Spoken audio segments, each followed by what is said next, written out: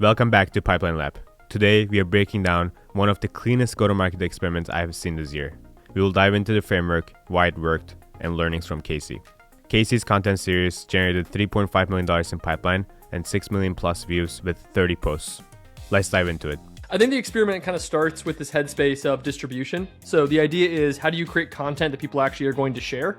I think one of the biggest problems with content often is that it sits at like two poles. Either it's like company content, so it gets very narrow reach and not a lot of people see it, or it's like memes or these kind of things that get a lot of reach but just have very low relevance, right? So my goal was to say, like, how do I establish a connection between this content and Do What Works so it's categorically relevant, but how do I build as much distribution in as possible? So I started a series called Blank Company is the Only Company to Do This.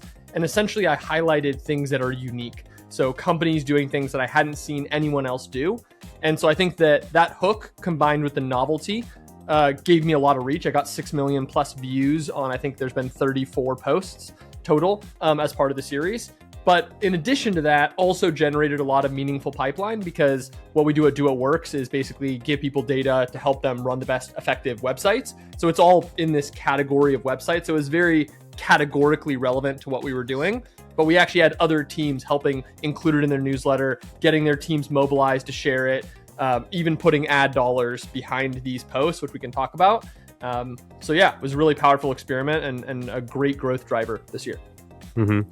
What is the growth loop? So like from the research all the way to pipeline, how does it work? Yeah, so it starts with me and basically, So originally, I'll say how it started originally, and it's evolved a little bit. So originally, it's like Casey finds something that is interesting and unique. I publish that post. I then go to, let's say, Carta. I highlight something that Carta did. I reach out to Carta. I say, hey, by the way, we just highlighted you guys. They say, that's awesome. They share it with their team. It gets that kind of like natural bump. And then I say, hey, and by the way, like if you guys want to put some ad dollars behind this, like this is content that's already viral. You're going to get really efficient CPMs. And a lot of teams are like, yeah, that sounds great. Let's do it. And so that essentially becomes the starting of the loop, which is like I introduce it, they help distribute it, they actually put ad dollars behind it to amplify it. And then the final part of the loop is, as I started to do this and it became very popular, every single week I now get a dozen submissions. Hey, by the way, we do this on our pricing page. Hey, by the way, we do this on our homepage. And most of them aren't great, but occasionally they're awesome. And I include them. And so that is now truly a full loop, right? Because now even the original research process is often something that I can, expedite because I have other people providing me examples. Mm-hmm. Do people see it, go to a profile, check out Do What Works, they're interested, and then they sign up from there? Or like, is there anything that you found successful? And I think the biggest gap in content is content resonates, they read it, they like it, even maybe comment on it, let's say even repost it, but then they don't go and check out what you do. Have you found anything for that? Yeah, great question. So I include a CTA in pretty much every single post, and that CTA goes to my newsletter. So my pipeline is get people. So I'll give you an example. My highest reach post was like 600,000 views, and it was about clay. And of those 600,000 views, the comment that included a link to my newsletter got 38,000 views. So first, people to understand like how much you lose. It's a very small portion, but that specific post drove 380 newsletter signups, right? And in that same week, we had 4 times as many demos. So we had a huge influx, and many of those, including 2 accounts that became customers, both of those people noted the clay post specifically as how they discovered. So that pipeline clearly was working in moving people both onto the newsletter and actually into demo and becoming active accounts. But typically, because we sell to the enterprise, it's lots of touch points, as you know well, you're very familiar with this. So normally that's why I push the newsletter first. If they want to go book a demo, amazing. But most of this pipeline goes from newsletter to active pipeline, which is like the people in my demo process, like people who actually book a call, and then hopefully paid from there over the course of 6 to 12 months. Mm-hmm. And is the newsletter about other experiments as well, or is it more about the product itself? No, it's it's like the 5 most interesting AI tests I saw this week, or like it's all basically a deep dive. So it takes the core stuff that we did, which is like interesting novelty. Like we really focused on novelty on the social side. So one of the big learnings unlocks for us, when I first came on board here, I was like, we can see A/B tests from any company out there. This is a content marketer's dream. I'm just going to share tons of tests and people are going to think it's so interesting that, OpenAI tested 1 versus 2 buttons or whatever. Turns out people aren't very interested in actual tests. The people who like run the websites care about that, but it's not like viral content. So that's why the series has been so effective. What people did care a lot about was like something unique, something novel, something that they felt like would make them stand out. People were very interested in that. And so we use novelty as the hook. Then the newsletter gets more into like the nuts and bolts. Like we actually share pictures of lots of tests, and people are like, oh, that's super interesting. Like these people have a lot of tests from my competitors. And we're thoughtful also. When we do website breakdowns of fintech companies, it's like, this is part of a concerted effort. We want to go expand beyond, just a couple of the major ones and grab the Ramps and the Ripplings and the Deals and like all those other people in that loop and bring them in as well. So that's kind of how that works.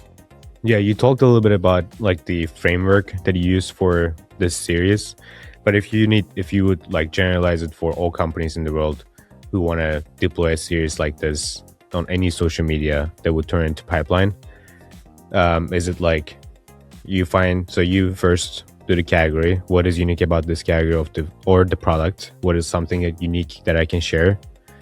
What is the hook for this series that people would be like immediately, yes, I want to see what this company does, something on their website that I want to know about that. That's the hook. From the hook, there's a CTA on the post. That's usually another content that's a little bit more gated, like a newsletter or webinar, podcast or something. And then from there, you keep nurturing them with relevant content. And sometimes you add a CTA and then pipeline. Is that kind of the framework?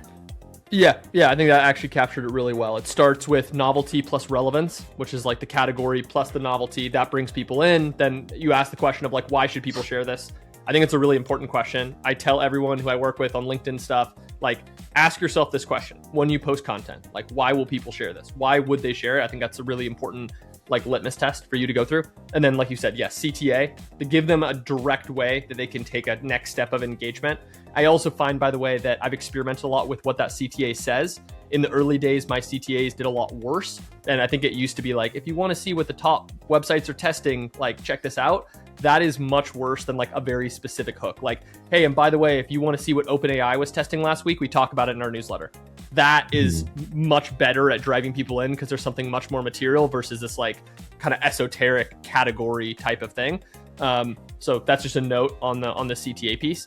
I also, whenever I do posts that go really viral, I get a lot of like inbound DMs and there's a lot of conversation happening in the comments.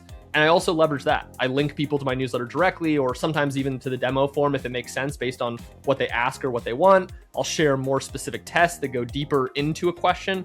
Like that just happened recently. Like a bunch of people, I made a thing about like why having numbers, like just general outcome tiles, perform really poorly on websites.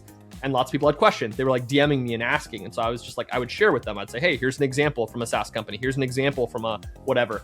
And that builds a lot of trust and gets a lot more people into the funnel. And then you nurture them. And then I nurture them through the newsletter. That's right. And is the newsletter on Substack?